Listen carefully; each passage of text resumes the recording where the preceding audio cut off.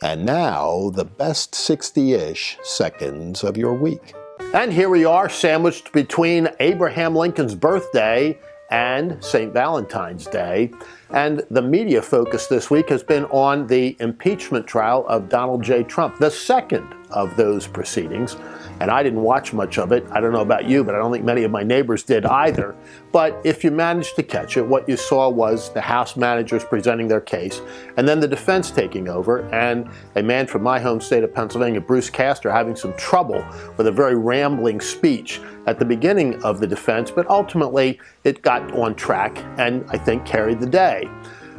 Watched over by Senator Patrick Leahy, because the Chief Justice of the United States didn't want to participate in a trial in which the president himself was not still in office, because the prescription of the Constitution is ultimately, upon conviction, removal from office. And the question remained, can you have a conviction of somebody who's no longer in office? The Democrats put up the one piece of historical precedent they could find, didn't involve a president, but even there, ultimately there was an acquittal. And I don't think that anybody really questions whether or not there will be an acquittal at the end of the Trump trial number 2. So again, that raises the question about what this is really all about. And while impeachment is at its core a political process, this has become a political process on steroids. The House rushed through this article of impeachment without any of the procedural niceties or even following their own rules. And now they're going to have a trial where they know that the outcome is ultimately really preordained. So they're trying, in my judgment, to do a couple of things. One, to drive a wedge into the Republican Party and the Republican/conservative base by going after people that didn't support President Trump, and equally trying to prop up in quote-unquote swing districts pro-Trump statements by members of Congress or the Senate.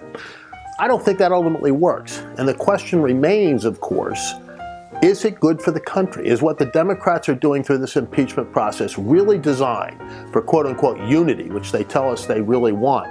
Or is it designed for cheap political purposes and for some temporary political advantage? I think we know the answer to that. And before the impeachment trial got underway, Super Bowl 55 was upon us, and I will take a little bow because last week I predicted that the Tampa Bay Buccaneers would prevail, and they did. I had the score wrong, but give me at least a little kudos for picking the winner when very few others did. The Super Bowl, of course, is an American icon. And interestingly, it wasn't called the Super Bowl in the early years, where you could pick up a ticket, by the way, for under $10. Think about that. And there wasn't even a capacity crowd at the game. But Lamar Hunt, who owned the Kansas City Chiefs, ultimately named it the Super Bowl after watching his kid play with a Super Ball, those little really bouncy balls we had back in the 1960s.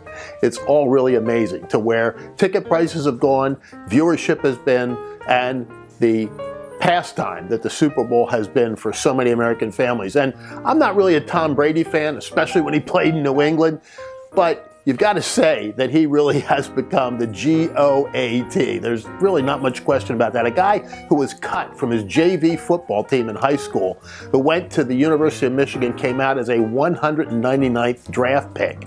I think he was like 7th on the draft chart at the University of Michigan when he first started there.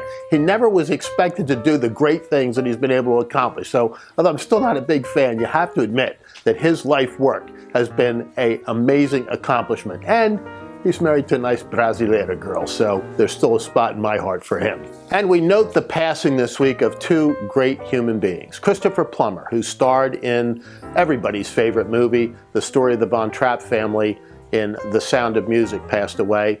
And so did George Shultz. He had lived over 100 years. He was the great statesman, Ronald Reagan's Secretary of State, who helped bring about the end of Soviet communism. George Shultz served 3 American presidents and was one of only 2 people to hold 4 cabinet posts. May both of them rest in peace.